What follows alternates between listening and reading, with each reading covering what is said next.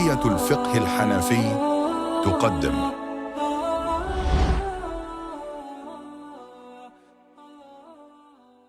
بسم الله الرحمن الرحيم. الحمد لله والصلاة والسلام على رسول الله وعلى آله وأصحابه ومن والاه أما بعد. In the previous lesson, we covered a number of rulings relating to interfaith marriages. We covered the ruling of marrying in the state of ihram. We also discussed the ruling on consent to marriage. So a woman who is a virgin woman, how does she give consent, and how is this different to the consent of a previously married woman who had consummated her marriage? So consent to marriage. We ended off the lesson with the discussion of a woman's hymen breaks due to any reason besides um, marital relations. So let's say her hymen breaks due to jumping or due to a certain injury. How will she give consent? So we discussed that her consent will still be like the consent of a virgin woman, which means that she will not give consent, verbal consent. Her non-verbal consent will also suffice. So that's what we discussed in the previous lesson. In today's lesson, inshallah, we'll be moving off from this discussion to something closely related, and that is relating to a woman who has had unlawful sexual intercourse. She's fornicated. Will she be in the ruling of a virgin woman in terms of consent, or a previously married woman who had consummated her marriage? So we'll address this, and there is a difference of opinion here, and we'll state that Imam Abu Hanifa's view, which is the fact that yes, she will be in the ruling of a virgin woman, which means that she won't be giving verbal consent. That is the preponderant view. That's what we'll be discussing, inshallah, in today's lesson. And then there's going to be another ruling on a man who comes and says to a woman that we actually are married because I offered and you accepted, but the woman says that no, I refuse to get married to you. Then whose statement will be decisive? Will be the decisive one. That will be discussed in today's lesson as well, inshallah. And then we'll move on to various wordings in marriage. So what wordings can be used, what wordings cannot be used. Marriage, nikah, tazawwuj, these wordings can be used, but are there any wordings that cannot be used? That will also be discussed in today's lesson, inshallah. And then, inshallah, we'll be addressing the issue of child marriage, and when a child gets married off by their guardian. So that will also be discussed at length, inshallah. We ask Allah subhanahu wa ta'ala to grant us the ability to comprehend all that we learn today, inshallah. Ameen.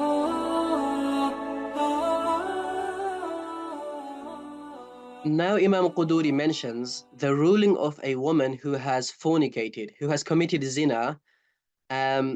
Is she under the ruling of a virgin woman when it comes to consent? Or is she under the ruling of a previously married woman who had consummated her marriage, in other words, known as thayyib? Is she under her ruling, who must give verbal consent for marriage? So Imam Quduri is saying that there is a difference of opinion here. This woman who has previously fornicated, who has committed unlawful sexual intercourse, Imam Abu Hanifa rahimahullah says that she doesn't have to give verbal consent. Why? Because she falls under the ruling of a virgin. The other Imams say that no, she falls under the ruling of the previously married woman who had consummated her marriage. Why? Because she's committed unlawful sexual intercourse. Yes, she didn't marry before, but she's done the act. So she should be under the ruling of a thayyib, a previously married woman who had consummated her marriage, and she must give verbal consent. So this is the view of Imams Abu Yusuf and Muhammad rahimahumullah. Imam Abu Hanifa's view is the preponderant view. So the preponderant view is that she doesn't have to give verbal consent. So this is what Imam Abu Hanifa says. And the reason for this is quite profound. The reasoning behind this is that because the public know her as a virgin woman. Now, if we compel her and if we say that you have to give consent verbally, then it's almost okay, she's coming forth and she's giving verbal consent, and she's supposed to, usually virgin women are more bashful and shy and they don't really give that verbal consent, so we're not going to oblige her. But this woman is coming forth and she's giving verbal consent. What's going on? So to save her from embarrassment, like if they ask her and she's either going to lie about her having committed zina, or she's going to tell the truth and have to face embarrassment.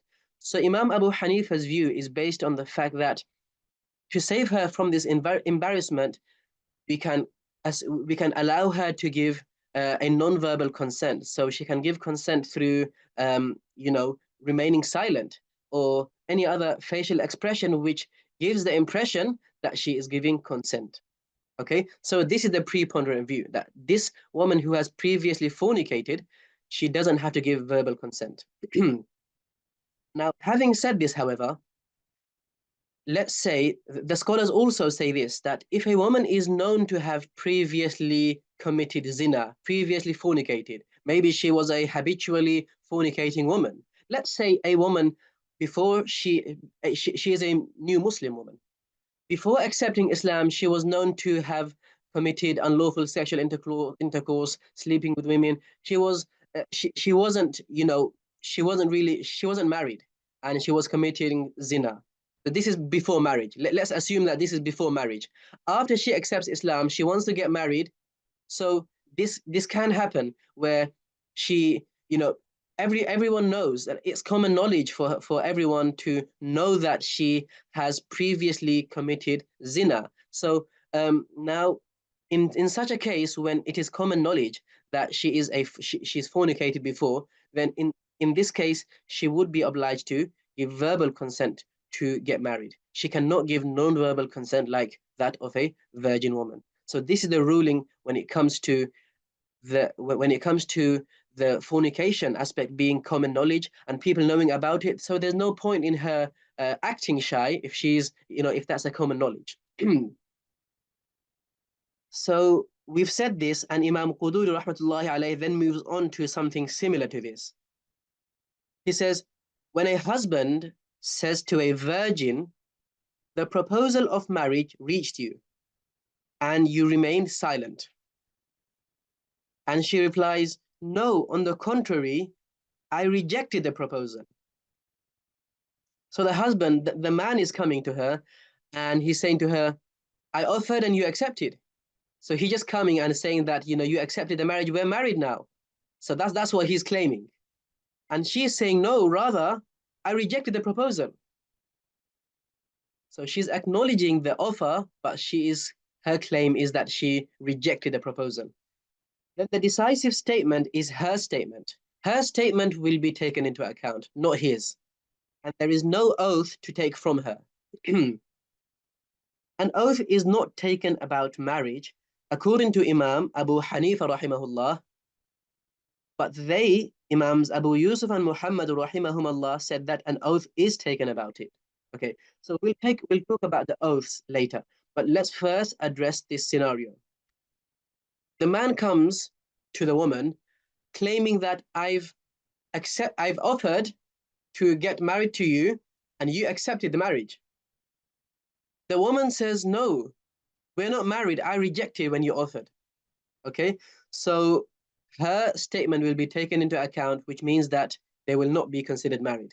Okay, so essentially, a man cannot just claim that I offered and you accepted and his word be taken into account. No, it's not going to happen like that. Remember, that's not how a marriage takes place. That's not how a marriage works. Okay, there's obviously going to be witnesses. If there were witnesses, then that's going to be evidence. But Imam Quduri then says that what about if the what about if there is no evidence? Then is oath taken on either side? Imam Quduri is saying when it comes to an oath taken from her, then there is a difference of opinion.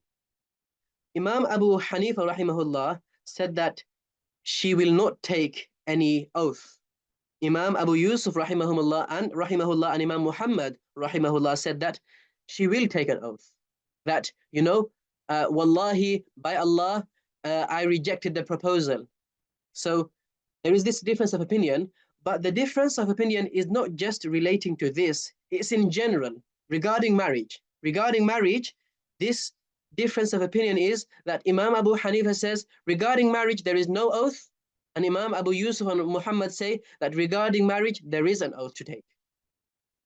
The preponderant view in this scenario, in this difference of opinion, is the view of Imams Abu Yusuf and Muhammad. So essentially, here the woman would need to take an oath that, yes, no, you offered, yes, you offered to get married to me, but I rejected this proposal, and I am taking an oath that I rejected this proposal. By Allah, I did not accept this proposal, rather I refused.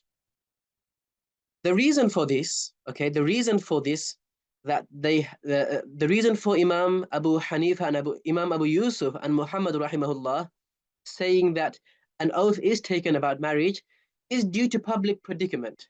They say that it's become a public predicament that people are, men are coming, maybe in this case as well, that men are coming to the women and saying that I offered and you accepted, and then a woman suddenly turns around and says, no, I rejected, even though it may be the case that she has actually accepted and didn't reject the proposal. So because it's becoming common, whether it's on his side that he's lying or she's lying, whatever the case is, but because it's becoming a public predicament, this public predicament that is becoming a common occurrence among people, due to this, they say that this should be the case, that a woman should take, the woman in this case should take an oath that that by Allah, I did reject the proposal. I did not accept it. So this is the ruling for this. Thereafter, Imam Quduri addresses some wordings that can be used when getting married. He says, the marriage contract is concluded with the words nikah, tazweej, tamlik, hiba, and sadaqah. Okay, so let's break this down. Nikah. Nikah means marriage contract.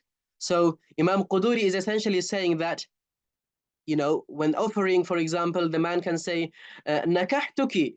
He can use the word nikah, meaning I have got married to you. I'm marrying you. Yes. So that is, of course, that makes sense that when offering and accepting, when using the word nikah in marriage, then that is valid because nikah is used, the word nikah is used for marriage.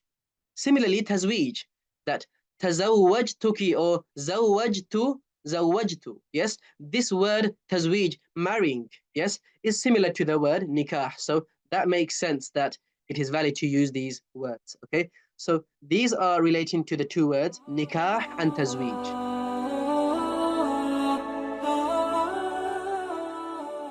So these two words, nikah and tazweej, are explicit words used for marriage.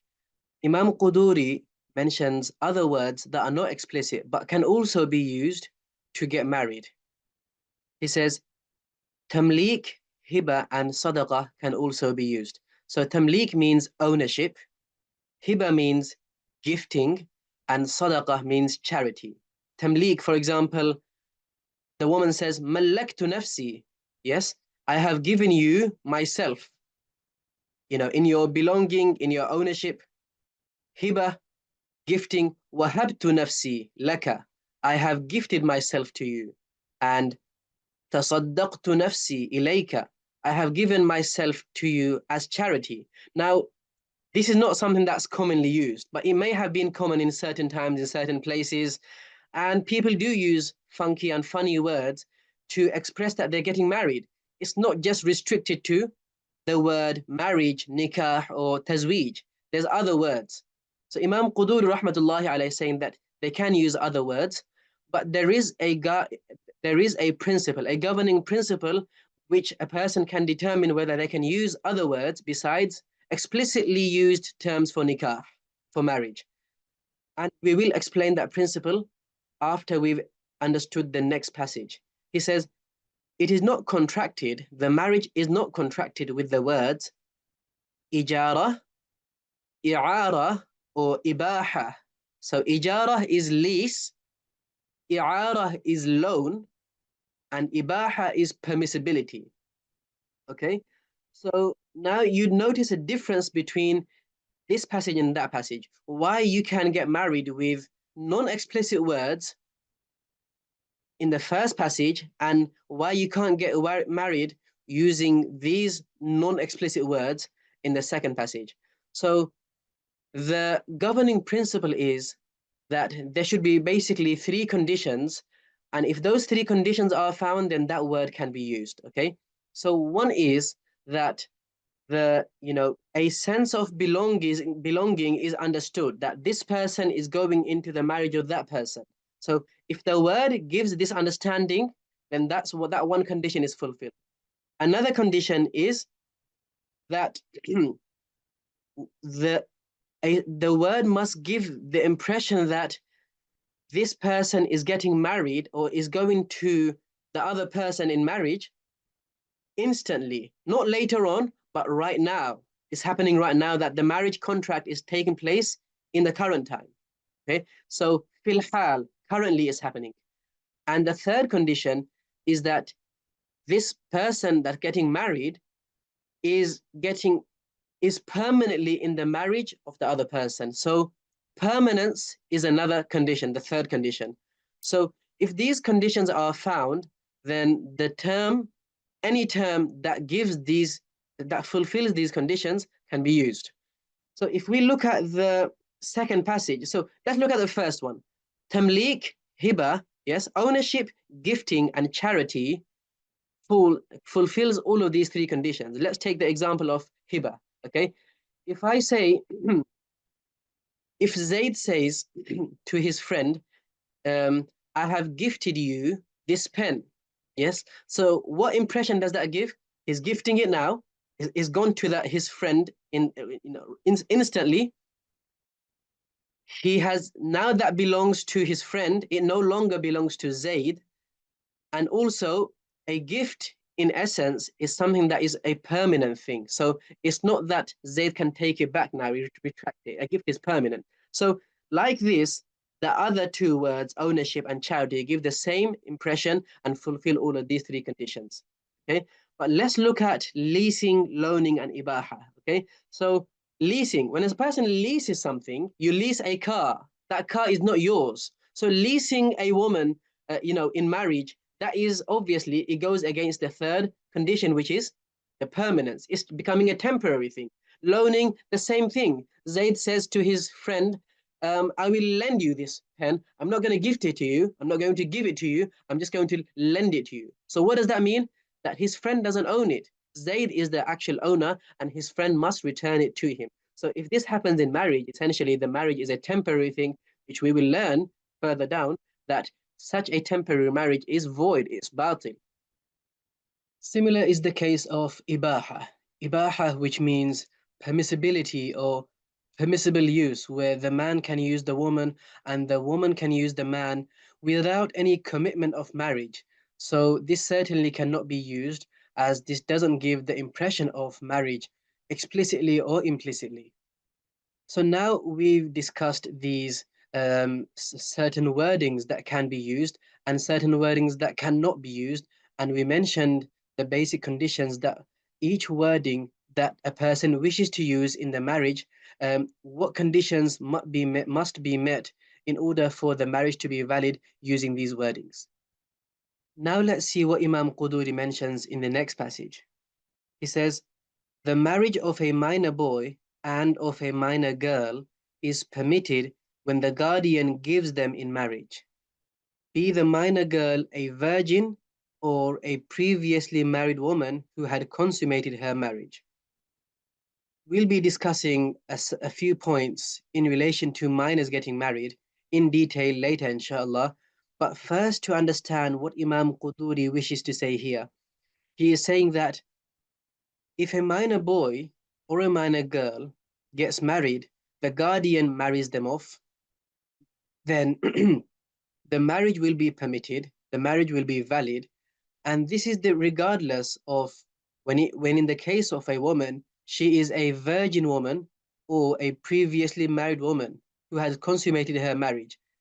She, remaining a minor, would still need the guardian's consent to get married.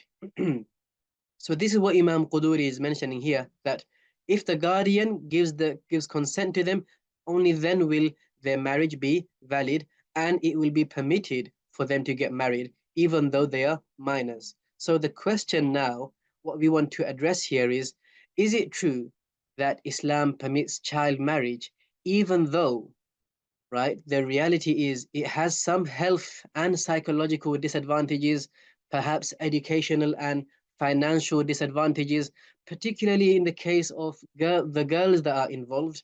It may have um, drastic disadvantages and harms towards them. So, is it true that Islam permits this? Is a question that a lot of people ask. The first thing is we must appreciate the changing trends in regards to marrying someone off and who decides when somebody gets married and the age of getting married at. So there definitely has been a change of trends. In those days, there was a practice of children marrying, and this was socially acceptable. And there was more external support where the families were always in support of these young men and women getting married. More recently, people have had a greater say in who a person gets married to and what age a person gets married to. In those days, most cultures arranged marriage and decided these things. In many cultures also, because young men and women would want to have sexual relations very early on in their lives, even as young as adolescents and teenagers, and as expected, children would be born out of this wedlock, then most families catered for some form of early marriage to accommodate for children being born within the family. And this was usually also taken care of by the extended family to support young mothers and accommodate for these things to happen as a norm. In more modern cultures and where education has become more important, such marriages are seen as and restrictive to the education and well-being of these young people, particularly the girls. And most families, therefore, prefer to delay marriages until they are more mature, more understanding of rights and responsibilities, and until they can understand the implications of the marriage contract and are physically, mentally, and emotionally more developed to live with other adults and to have children and nurture them properly. When it comes to a very, very early age and getting married in those ages, then there was, consummation of marriage was not allowed until the woman reaches sexual maturity. So this was seen as more, this was criticized more and was not really socially acceptable, even in those days.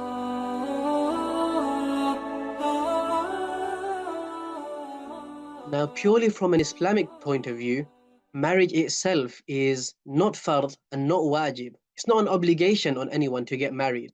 Rather, it's a mustahab or desirable act. And when it comes to the age of marriage, there Islam has left it open and hasn't restricted any minimum or maximum age. For example, we see even in the time of Rasulullah sallallahu alaihi wasallam within his own family. So Fatima radiallahu anha married at least about when she was 18 years old. And we see that Aisha radiallahu anha, she was married by the Prophet sallallahu alaihi wasallam married her around the age of 6 years old, and then she moved on. She moved into the Prophet sallallahu alaihi wasallam's house when she reached maturity.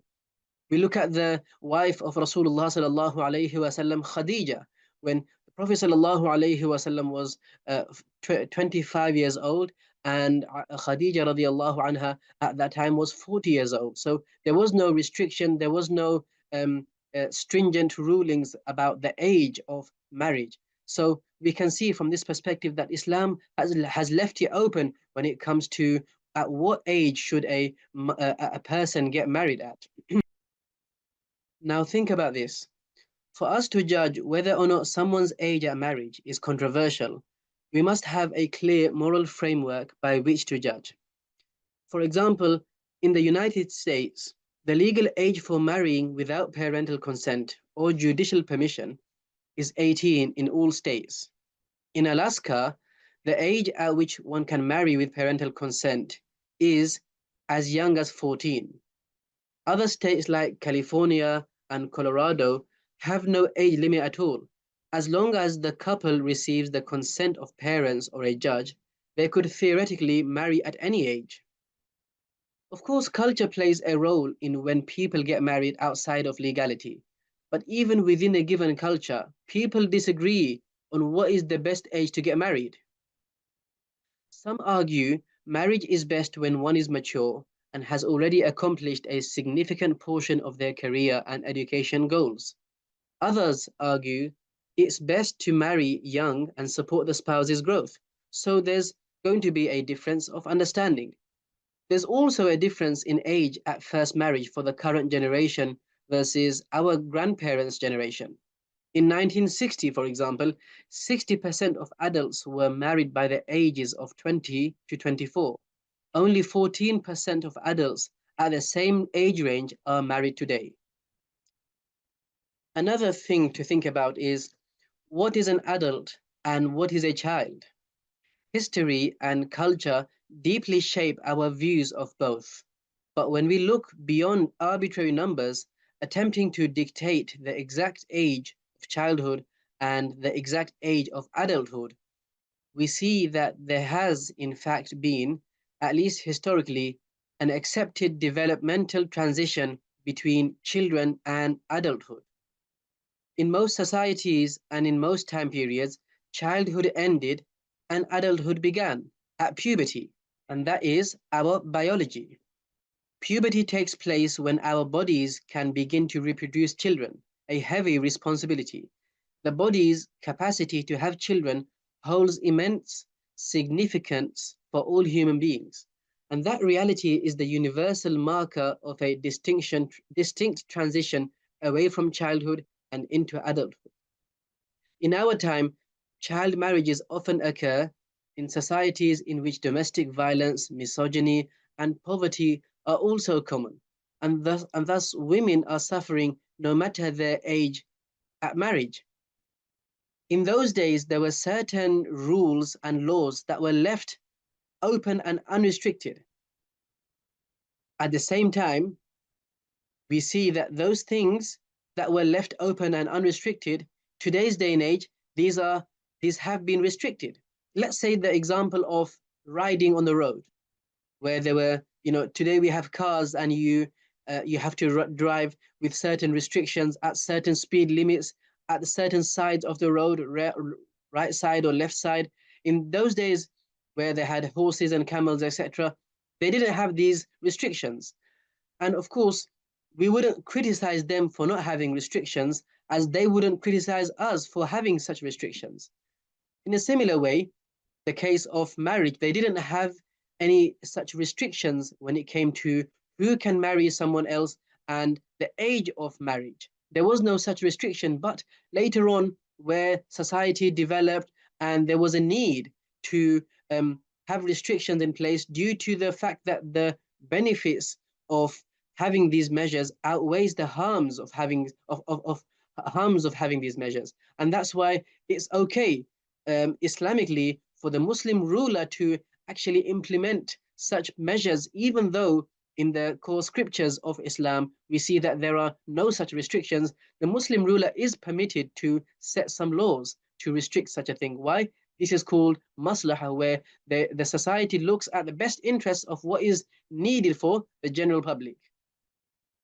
So again, this doesn't mean that those people who didn't have any restrictions in their marriage age were wrong, and we don't criticize them. Rather, it worked for them. It may not work for us due to the circumstances changing, due to the fact that the harms of restricting are not really great, meaning the harms of not restricting are greater than the harms of restricting. And that's why it's okay if we have such certain restrictions. Finally, it is the moral and Islamic responsibility of the parents, and importantly the father, to help their children marry. Of course, they should actively look for a suitable spouse for their children and do whatever they can in order for them to find a suitable life companion. They should select a pious spouse for their offspring and spend whatever they need in this regard. Failure in doing so and being neglectful in this regard will result in them being sinful by Allah Most High. Another point to note is that child marriage as it's perceived today was not the same way as it was perceived in those days.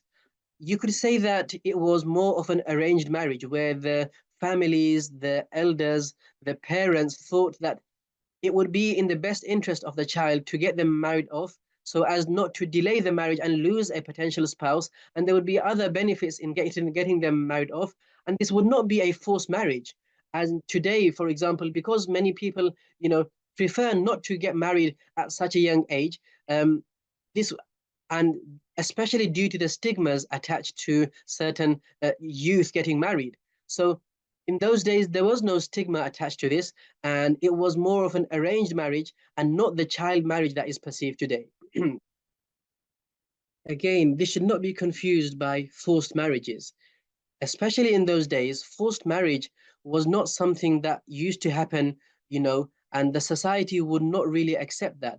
It's the child marriage which was supported by external family that was actually something that was taken as acceptable in society.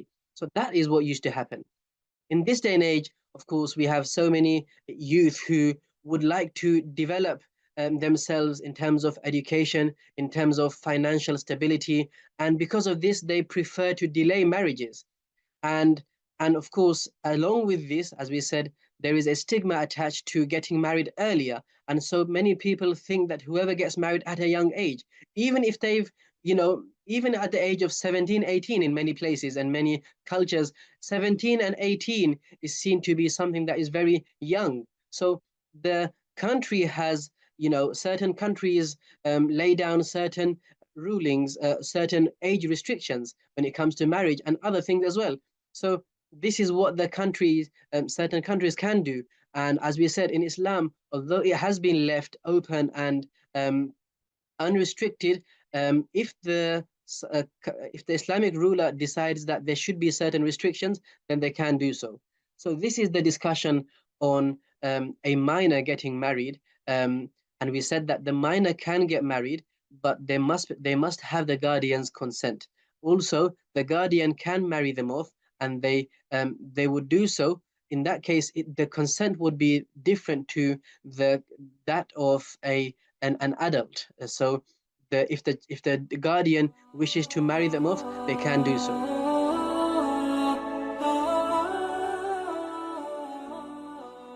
So what did we discuss in today's lesson? First, we covered the ruling on a woman who has fornicated.